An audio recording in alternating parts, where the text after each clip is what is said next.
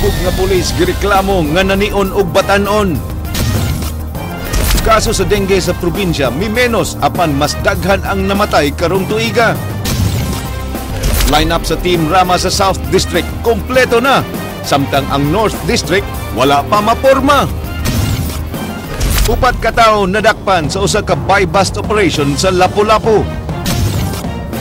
Mga fake nga seat covers sa motorsiklo nga gibaligya, giimbargo sa kapulisan.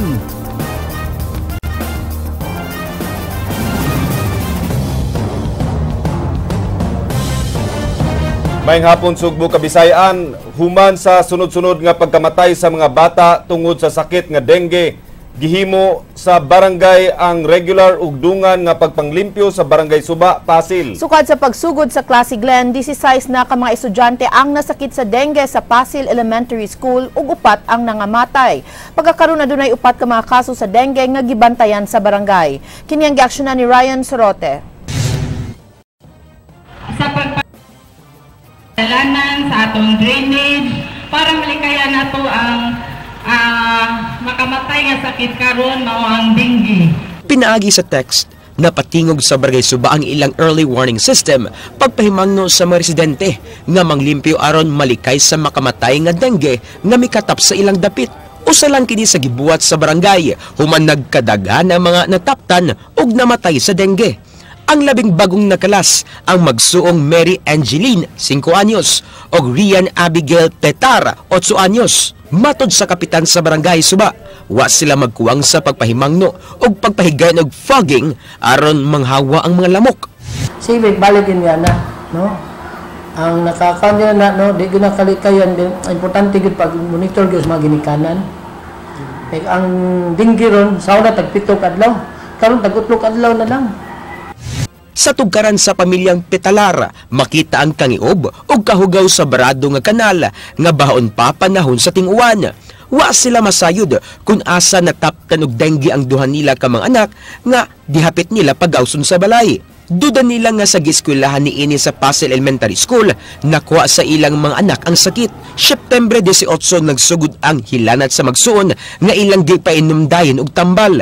Nagbalik-balik ang hilanat sa magsuon hangtod nga nalandig sila sa tambalanan og napalgan nga positibo sa virus nga dengue. Gidala sa Visayas Community Medical Center ang magsuon apan gipabalin sila sa Chongwa Hospital tungod sa kakuwang sa mga doktor nga makaatiman sa maong sakit. Gisulod sa intensive care unit ang duha hangtod namatay niadtong Biyernes. Private ba wa pagid masalbar ang mga bata ba? Bahala na lang tatong gasto ni dako. Basta ang mga bata masalpang lang yan ba?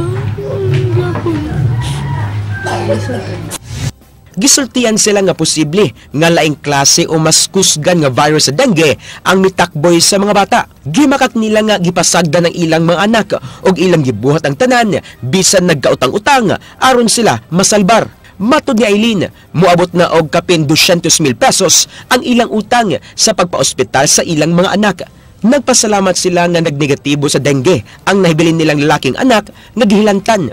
May pasalig og hinabang si Konsehal Margot Osmeña o Kongresista Bebot Abelenosa sa pamilya.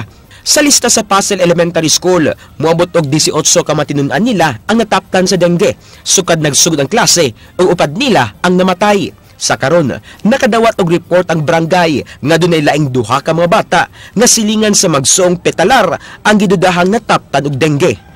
Alang sa Aksyon Bisaya, Ryan Sorote, News 5. Mas menos ang mga kaso sa dengue sa probinsya karong tuiga apan dunay nangamatay kun itandi sa walay nakalas nga kinabuhi sa miaging tuig.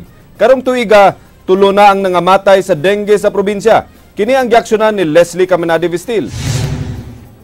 3 ka mga bata ang nangamatay sa lalawigan sa Sugbo karong tuiga. Matud pa ni Sanitary Inspector James Cañete sa Provincial Health Office, adunay 81 ka mga kaso sa dengue sa lalawigan sa Sugbo sa buwan lang sa Setyembre.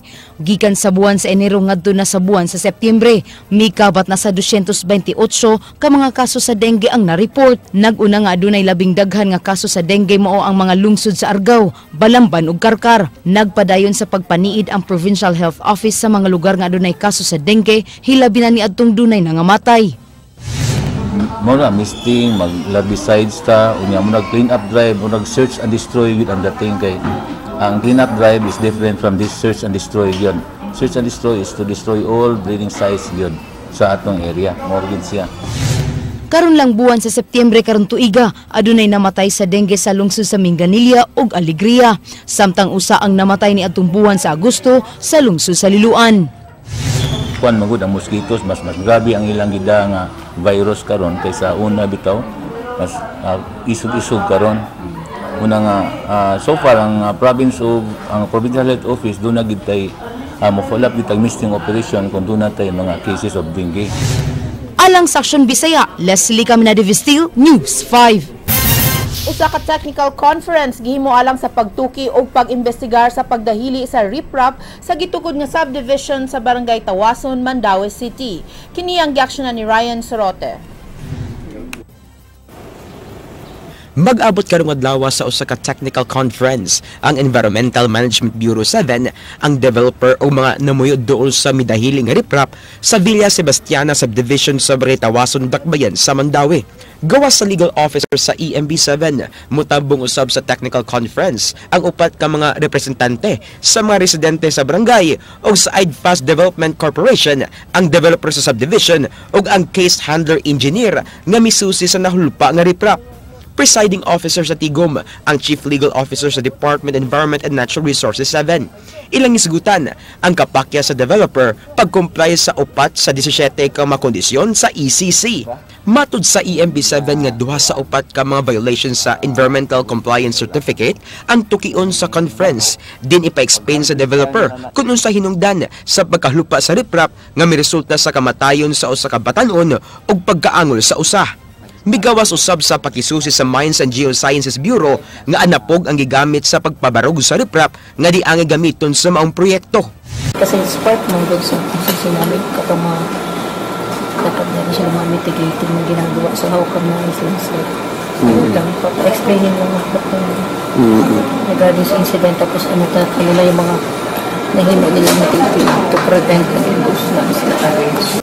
Dunay multa nga tag 50,000 pesos ang matag violation sa developer kung mapamatud-an kini sa Tigom. Gawas sa multa, mahimong magatubang og sumbo ang developer nga ipasaka sa EMB7. Sa Tigom, masabutan usab ang posible nga lakang sa pamilya sa nakalas nga batan-on kung muhimo sila og formal nga reklamo o ariglohon ang nahitabo. Kasi during the technical conference, magpipirmahay man sila kung ano nang pag-agreean. So yun ang pagbabasihan ng opisina. Alang sa Aksyon Bisaya, Ryan Sorote, News 5. Duha ka pundok ang interesado sa padayon nga pagpaimbestigar sa kamatayon sa usa ka estudyante sa San Carlos nga si Karen K. Montebon. Kini ang giaksyonan ni Ray Pasaporte. Nibisita sa Criminal Investigation and Detection Group 7 si Tilma Chong sa Crusade Against Violence alang sa pagsusi sa kaso ni Karen K. Montebon. Sumala sa mong pundok, wa sila matagbaw sa investigasyon sa kamatayon ni Karen K. Montebon. Human mapatay ang suspect nga si Ruben Fernandez. Puan siya na conspiracy to the crime siya kay katong Fernandez iya man tong live-in partner, so katong na siya labot ato kanuduhan bas lag ato dito malay, diba? Matamang ingon nga wala gi kalibutan totally si Jenny Lynn. That's the reason why gina-review pa nato, gipa-review nato kang kuan ka Superintendent Dayaba ang affidavits ni Jenny Lynn because there are some points that has to be looked into. Ang kapuyo sa suspect nga si Gina Lynn Sun mao ang mitugan sa kapulisan sa kalambigitan ni Fernandez sa pagtulis og pagpatay ni Karen. Suod nga higala sa pamilyang Sun ang mga Montebon nga mao ang padad-anan sa ilang kwarta gikan sa ilang igsuon nga atua sa gawas. May mga hinihintay pa tayong result ng forensic examination result natin, ano? And ito yung pag-uusapan pa namin sa ng mga members ng mga SITG. Ang Commission on Human Rights CHR7 nihimo usab og lain nga investigasyon. Interesado sila nga ni imbestigar. Hilabi na kay minor de edad ang biktima. Na kung nagtuo sila nga with the death of the suspect, sulbad ng kaso, well, that's fine for them. Pero that will not stop us from pursuing our investigation. Lakip sa imbestigahon sa CHR ang pagpatay sa suspect nga si Ruben Fernandez ug sa posibleng kalambigitan sa kapuyo ni ini nga si Gina Lynn Sun. Ray Pasaporte, News 5. Wagid mahimot ang mga motorista nga muagi dining napita sa Pispali Barangay Lahog. Matag adunay muagi, maglikay-likay sa libaong nga daw sama o gikabkaba na ang karsada ug way mahimo ang muagi dining napita kundi sa paghinay-hinay na lang yun. Apan ang uban mapugo sa pag-agi sa dagkong bangag aron dili sila makadasmag sa ilang gikasugat. Sama nining habal-habal nga nagpahinay sa pagpadagan aron dili madisgrasya uban sa iyang pasahero. Biting ko ba? Biting ko ba? Ikaw sir! Ate mo, timuti ah! Ikaw, sige sultin mo, karsada! Kining karsada nga akong gibarugan, mao kining karsada sa Peace Valley, Barangay Lahog. Samtang dito napita, maong karsada sa Barangay Kalunasan. Mutumaw na noon ang panultiyon sa Barbirohan, nga daog ang mayor dito napita, gumikan kay nasiminto ang karsada, samtang pildi usab ang mayor din napita, gumikan sa grabing lubak-lubak nga itong nga nasinati. Atong panawagan sa pipila nato kagadaguan dinhi sa dakbayan sa Sugbo, kanu saka kini maaspalto o baka masiminto ang karsada. Hapit na raba ang piniliay. Basin mutumaon sa ninon ang panultiyon nga maaspalto lang ang karsada say gayon nga magsingabot ang piniliay. Alang sa aksyon agad, Ed Cañete. Mga fake nga seat cover sa motorsiklo giembargo sa usa ka raid nga gihimo sa kapulisan. Kini ang giaksyon na ni Leslie Caminade Vistil.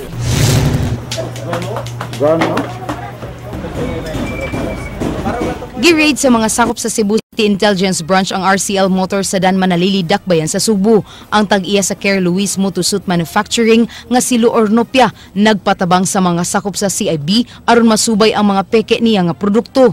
Matod pa ni Ornopia, tungod sa mga fake nga produktong gipamaligya, minus ang iyang kita sa mga original nga seat cover. Ang pinakasakit gid nako kaning mga fake dito gini siya nagsugod sa Manila. And insulto gid kayo sa akong nataran dinhi sa Cebu nga nagkalat na dinhi ang fake. Unsaon? Ako mahal kay atong acquisition cost nato from abroad. Atong gina-wholesale at 400, 450. Ilan nang gi-wholesale at 100? Akong gi-retail 600. Pila man ma-retail nila ani? 200 kapin. Unsa paghalin ako? Ako mga tao daghan ako gitangtang retrains. Ang tag-iya sa RCL Motors nga si Yadang Chen kasamtang ang gihold sa kapulisan alang sa investigasyon. Matud pa ni Chen, wa siya masayod nga fake di ay ang ilang nakuhang produkto sa motosuit nga gisupply sa usa ka ahente. Fake ito. Hindi talaga, hindi alam ba? Kasi si INT lang, INT. INT lang. So may ahenteng pumupunta dito sir. Giauhag ni Ornopia sa mga mamalit og seat cover nga siguruduhon nga dili fake ang ilang napalit. Ang fake dali rang magisi. Namay brato ilang kakuhaan. So karon hinaot nako ako lang mensahe sa tanan na maligag fake. Ayun na ikalipay dagko mo ginansya. That is against the law man gud. Gukdon tagin mo og asa kay dili sayon ang nahitabo. Kani siya mo pag-determine ang fake no. Wala siya fabric material sa luyo. Alang sa Aksyon Bisaya, Leslie Caminade Vistil, News 5. Usa ka pulis sa Daan Bantayan ipaimbestigar tungod sa reklamo nga pagtion sa iyang armas sa usa ka batan-on. Magatubang og imbestigasyon ang usa ka PO3 Victor Avenido. Usa ka 15 anyos nga batang lalaki mireklamo nga gitiunan og armas sa pulis nga hubog dito sa lungsod sa Moalboal. Posibleng magatubang ang pulis sa mga sumbong nga grave threats of child abuse. We will direct Cebu Provincial Police Office to conduct investigation. Tinood na it's not just an ordinary crime since the reported victim is a minor. So kung sa criminal pa na siya, he will be facing not only one crime or criminal charge, lain tong sa child abuse, lain po tong iyahang threat. Based on the information that we got. Upat ka tawo nasikop atol sa gihimong buy-bust operation sa Dakbayan sa Lapu-Lapu. Nadiskubrehan usab ang usa ka drug den sa namaligya og drugas ug nasakpan sa akto ang duha ka tawo nga migamit sa ginadili nga drugas. Kini ang giaksyonan ni Leslie Caminade Vistil. Wa na makaikyas pa kining upat ka lalaking nalambigit sa illegal nga drogas human masikop sa mga sakop sa City Intelligence Branch Lapu-Lapu City Police Office. Sila nasikop sa buy-bust operation sa mga sakop sa CIB Lapu-Lapu sa Saak 1 Barangay Buaya, Dakbayan sa Lapu-Lapu. Nagmalampuson ang maong operasyon bisan sa kasudlunon sa dapit human masikop ang tigpayuhot og illegal nga drogas nga si Rolo Torion. Lakip nga nadakpan ang iyang bata-bata nga si Ruel Pabor nga nakuha og usa ka pinutos nga shabu. Wa sa makalihay silang Renato Inot ug Adrian Herda, kinsa nasakpan sa aktong nagsuyop sa sulod sa drug den ni Torion. Taod-taod na po din na mas lagi monitor. Tuloy isa ka tuig na ni apel sa itong watch list niya na medyo nadugay-dugay lang tungod sa atong recent ka na hitabo sa Corinthians. Then balik may mga 3 weeks. Then which resulted sa pag-arrest niya kay Rolo Inot Torion din sa may Saak. Giangko ni Torion nga mamaligya ay siya og drogas aron paggasto sa pag-eskwela siyang anak. Mato ni Torion, igo lang niyang tagbuon ang ihatod nga shabu nga iyang gibaligya. Samtang si Pabor, mihimakak sa pasangil nga bata-bata siya ni Torion. Tama na tabo naman eh. Mauna bata na ko pag-eskwela ba? Sure ka ni? Ano may tabuon? Hindi ka rin siya budin man eh. Ilan mo yung gibutang niya mo, maagir ako gudi ako. Ayaw ko sa computer niya. Alang sa Aksyon Bisaya, Leslie Caminadi-Vistil. Sa mga balita sa gawa sa nasod, gibisita ni Pope Francis ang mga biktima sa sexual abuse nga gihimo sa mga sakop sa simbahan sa United States. Ang Santo Papa nakigtagbo sa 3 ka babay ug 2 ka lalaki uban ang ilang mga paryente sud sa 30 minuto sa San Carlo Borromeo Seminary. Kini ang gibuhat atol sa iyang katapusang adlaw sa pagbisita sa United States.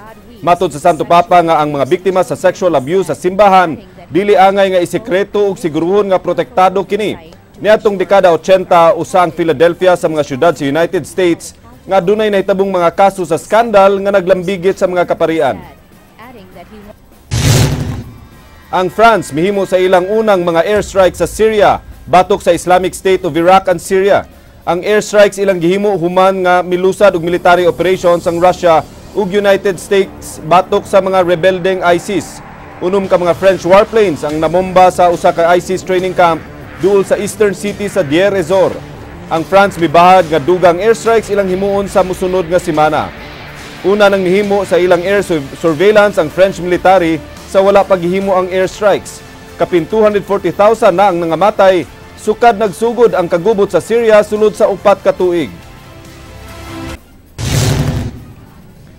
Ang pro-independence party sa Catalonia region sa Spain midaog sa gipaygayon nga regional elections. Ang alyansa sa mga separatists nakakuha og 72 seats gikan sa 135 seat regional parliament. Ang ilang kaatbang nga partido nakakuha og 62 seats, samtang ang far left sa Paralist Party nagdahom nga makakuha og 10. Matod sa pro-independence nga partido, ilang tukuron ang usa ka independent sa Catalan state nga buwag sa Spain.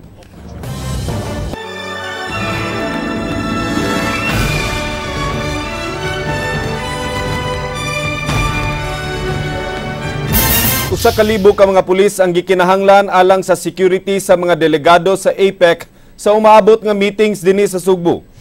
Ang sunod nga mga hugna sa mga APEC meetings ipaygayon karong Oktubre 8 hangtod 14. Ang mga pulis ipakatap sa 2 ka mga venue sa mga meeting ug mga agianan sa mga delegado sa APEC nga manambong sa meeting. Ipasaka usab ang alert status sa kapulisan karong simanaha. Konferensya, it might be limited to a few places and venues, so ang ato sigurong number of personnel who will be deployed will be lesser compared atong August and September. Gi-inspeksyon sa National Organizing Council sa APEC ang Capitol Social Hall ug palibot niini. Ang Kapitolyo ipaygayon ang welcome dinner sa ikaduhang hugna sa mga APEC meetings dinhi sa Sugbo. Ang provincial government mo imo-host sa welcome dinner.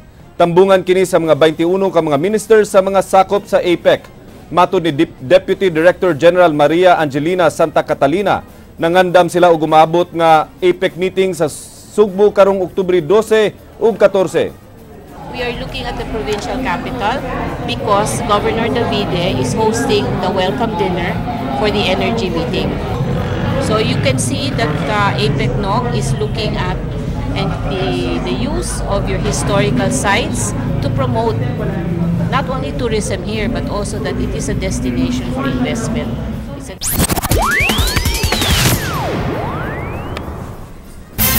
Formal nga gi-announce sa Team Rama ang ilang mga kandidato alang sa South District sa Dakbayan sa Sugbo. Samtang wala pa nila makumpletong ilang lineup alang sa North District. Ang aksyon sa politika gisundan ni Ray Pasaporte. I have the honor. Are we now complete? Formal nga gipahibalo ni Mayor Michael Rama ang ilang lineup sa South District alang sa umaabot nga eleksyon.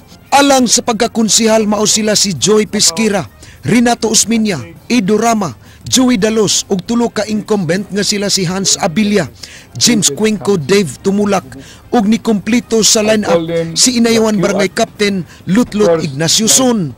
Alang sa pagka-congressman sa South District, ilang padaganon si Konsihal Jerry Carillo. Si Joey Dalos mo'y gitudlong campaign manager sa South District. Wala pa makumpleto ang ilang lineup sa North District nga gilangkuban pa nilang Noel Wenceslao, Jerry Guardo ug Raymond Garcia. I will make the announcement as to the date in an appropriate time. We are just waiting for Alvin Garcia, our candidate for congressman in the North.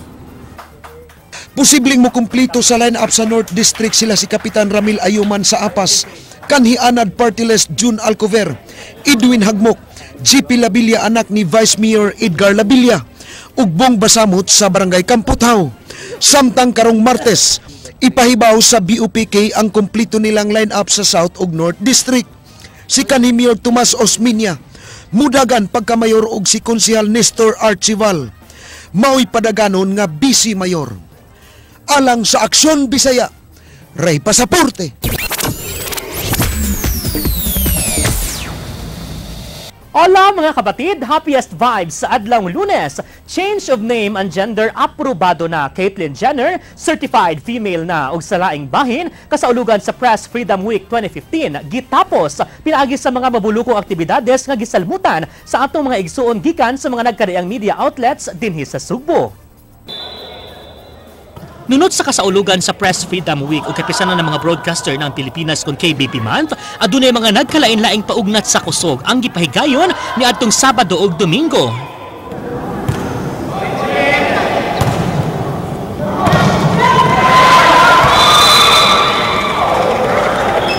Nalangkat sa TV5 Cebu ang kadaugan batok sa ABS-CBN sa volleyball game nga gipahigayon kagahapon sa hapon. 25 ang score sa TV5 ug 16 sa ABS-CBN ug nalangkat sa kapatid team ang second place sa competition.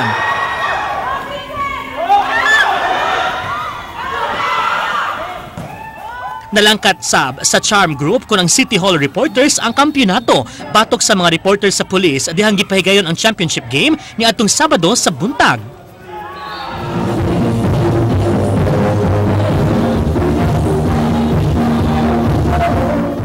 Sa Press Freedom Run, mga nagkalain-laing sakop sa media nga nagikan sa nagkalain-laing sab nga mga media outlet ang misalmot niini.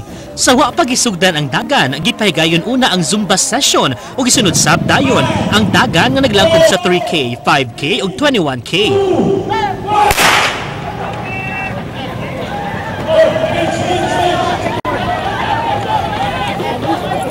Nanagan sab ang mga superheroes nga naglangkob sa Justice League. Ang Justice League Run gipahigayon sab diadtong Sabado sa Kadlawon. Mga bata ug dagko misalmot nga nagsulob sa ilang mga tag sa kapaboritong superheroes sama na lang ni Superman, Flash, Batman ug Wonder Woman.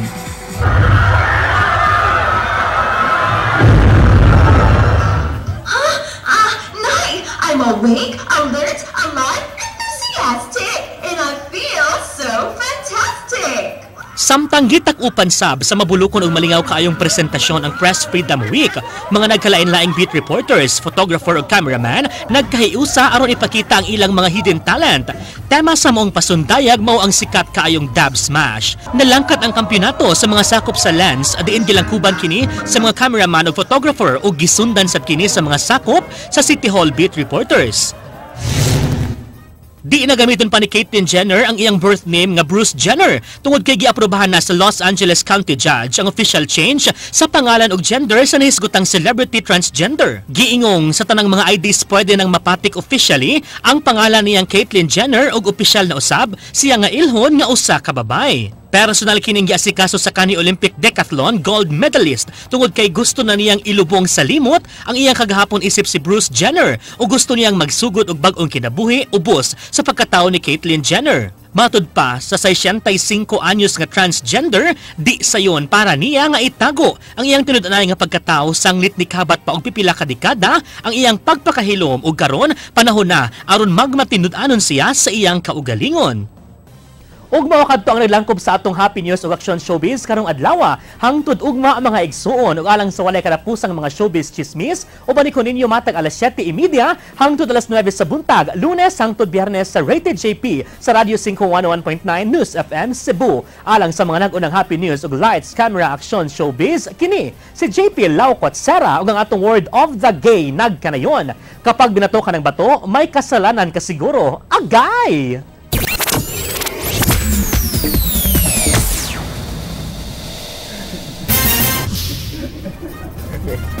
Wa ako gibato o bato ever. So okay sala.